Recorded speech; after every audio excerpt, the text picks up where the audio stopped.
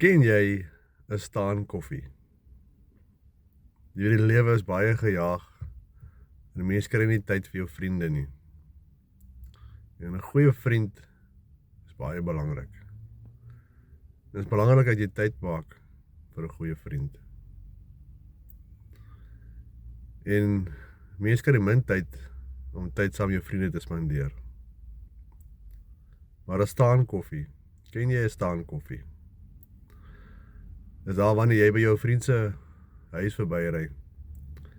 Jy bel vir hom en jy sê, "Chom, maak gou vir ons 'n staan koffie."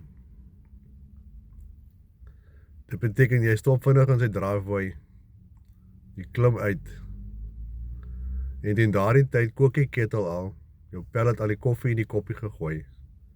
En as jy by die deur instap, gooi jy die water in die koppie. En jy staan in die kombuis, en jy drink 'n koppie koffie saam met hom. En jy chat met hom, 10 minute tops. En jy pak jou goed en jy ry.